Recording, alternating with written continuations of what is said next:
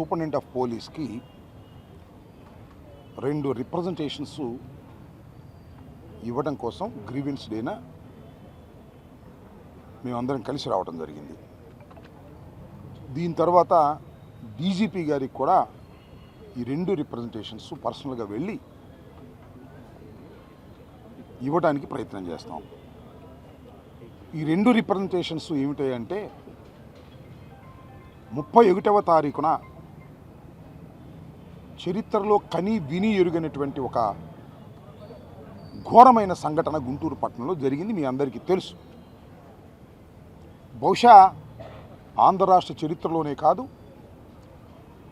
భారతదేశ చరిత్రలో కూడా ఇలాంటి అరుదైన సంఘటనలు జరిగి ఉండవు అని నేను అభిప్రాయపడుతున్నా.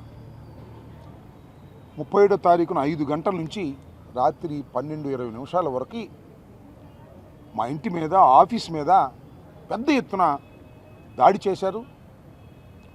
ఒక విధంగా చంపడానికి ప్రయత్నం చేశారు. ఇల్లుని, ఆఫీస్ని ధ్వంసం చేశారు. నా ప్రాపర్టీని అన్నింటినీ కూడా, కార్లు, అక్కడ ఉన్న ఫర్నిచర్ అంతా ధ్వంసం చేసేటటువంటి కార్యక్రమం చేశారు. 7:20 పాటు విధ్వంసాన్ని సృష్టించారు.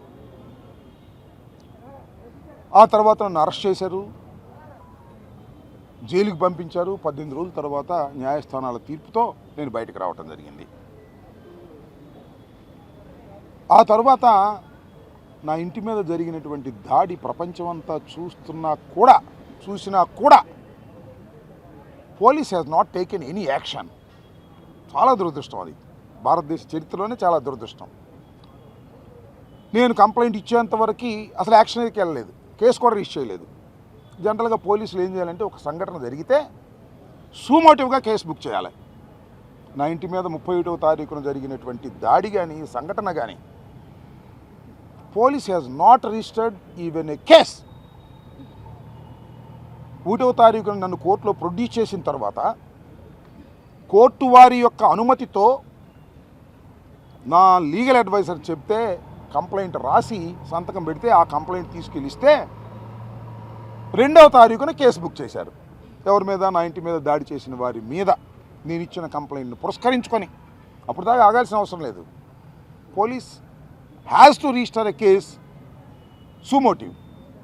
చేయలా అంటే ఇట్ సీమ్స్ పోలీసులు, తెలుగుదేశం వారు కుమ్మక్కై నా మీద దాడి చేశారు అనేటువంటి భావన కలిగే విధంగా ప్రవర్తించారు. సరే, కేసు రిజిస్టర్ చేశారు. ఏం కేసు రిజిస్టర్ చేశారో తెలుసా? అందరికీ అర్థమయ్యే విధంగా చెప్తాను. 127 class 2, 189 class 2, 324 class 4, 329 class 4, 351 class 2 with విత్ 190 BNS. All are below 7 years. మీకు తెలుసు కదా, 7 years లోపుగా శిక్ష పడే అవకాశం ఉన్నటువంటి కేసుల్లో పోలీసు వారే బెయిల్ ఇచ్చి పంపించవచ్చు. ఇది చట్టం. అందువల్ల ఈ కేసులు మాత్రమే రిజిస్టర్ చేసి వాళ్ళందరూ బెయిల్ ఇచ్చి పంపిస్తారు. ఇంకో విషయం చెప్పనా మీకు, నా మీద కూడా ఇదే కేసులు. All are 7 years below. నాకు మాత్రం బెయిల్ ఇవ్వాలి పోలీసు వారు. కోర్టులో ప్రొడ్యూస్ చేశారు, కోర్టు వారు రిమాండ్కి పంపారు. ఎంత పక్షపాత ధోరణితో పోలీసు వ్యవస్థ పనిచేస్తుంది అని చెప్పడానికి ఇది ఒక ఉదాహరణ. వాస్తవంగా నేను ఇచ్చిన కంప్లైంట్లోని సారాంశాన్ని మీకు ఒకసారి వినిపిస్తా. ఇది చాలా ఇంపార్టెంట్ కేసు అవుతుంది. రాష్ట్రంలోనే చరిత్రలోనే ఇంపార్టెంట్ కేసు కాబోతుంది.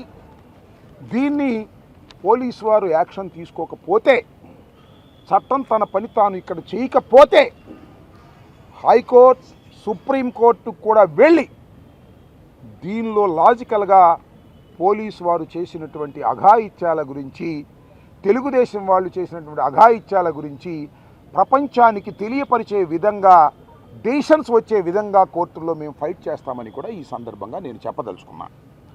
దీనిలో నేను రాసిన కంప్లైంట్లోని కొన్ని అంశాలు నేను మీకు వినిపించేటటువంటి ప్రయత్నం చేస్తా. చాలా చిన్న అంశాలు మాత్రమే.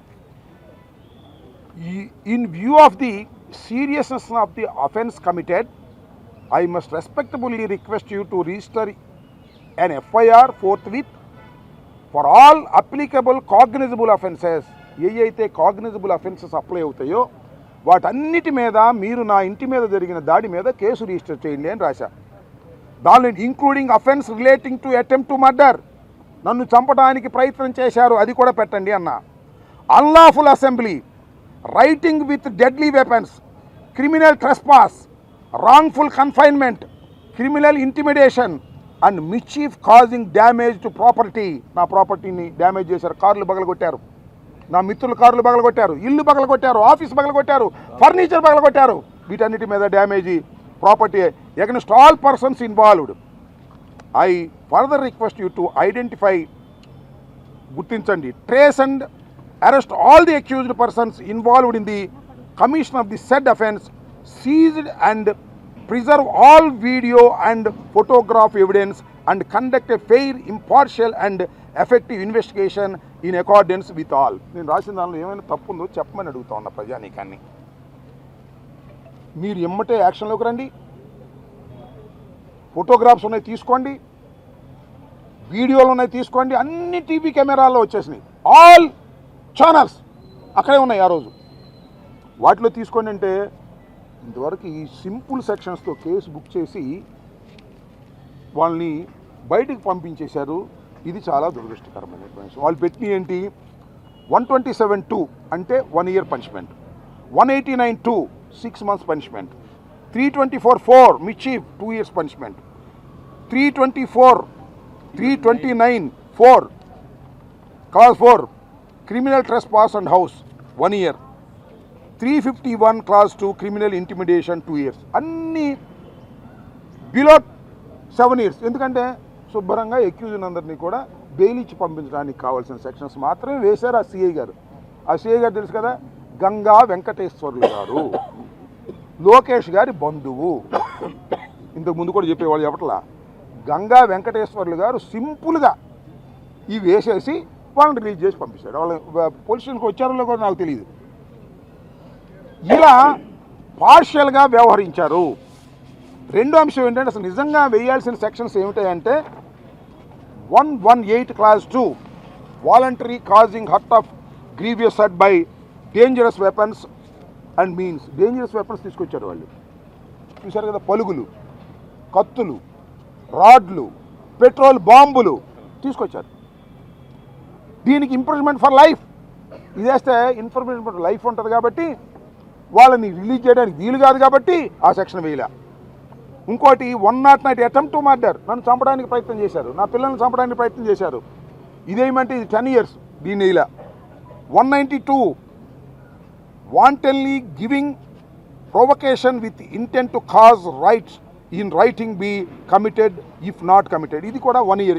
ఇది పెద్ద ప్రాబ్లం. ఈ రెండు సెక్షన్స్ వెయ్యవలసినటువంటి సెక్షన్స్ వెయ్యకోకుండా ముద్దాయిలకు అనుకూలంగా ఉండే విధంగా గంగా వెంకటేశ్వర్లు అనేటువంటి ఒక సిఐ లోకేష్ బంధువు ప్రవర్తించినటువంటి పరిస్థితిని మేము ఎంక్వైరీ చేయడం జరిగింది.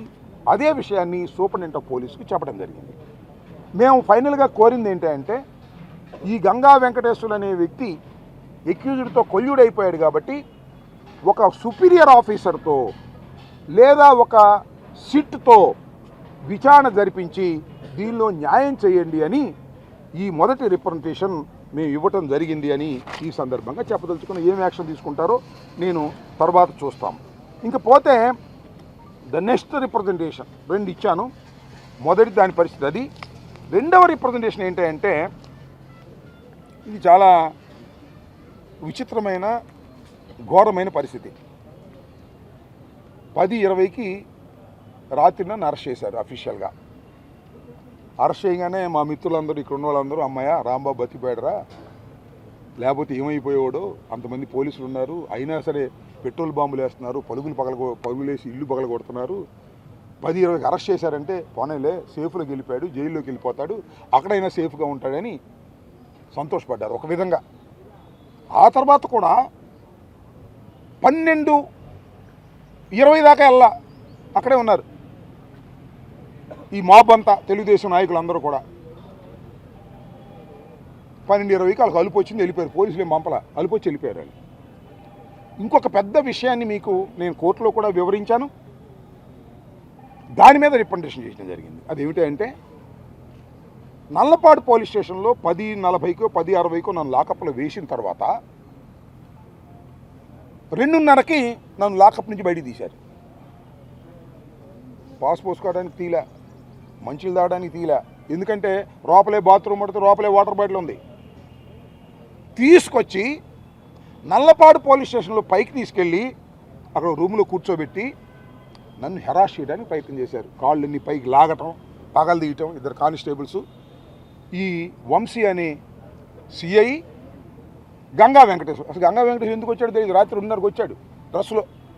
అంటే నన్ను హింసిస్తుంటే చూడసి ఆనందపడదామని వచ్చాడో లేకపోతే లోకేష్ పంపించాడో నాకు తెలియదు. వచ్చి అక్కడ హెరాస్ చేయడానికి ప్రయత్నం చేశారు. తర్వాత మళ్ళీ తీసుకొచ్చి లాకప్లు వేశారు. వాళ్ళ దృష్టిలో హెరాస్ చేసినట్టే లెక్క.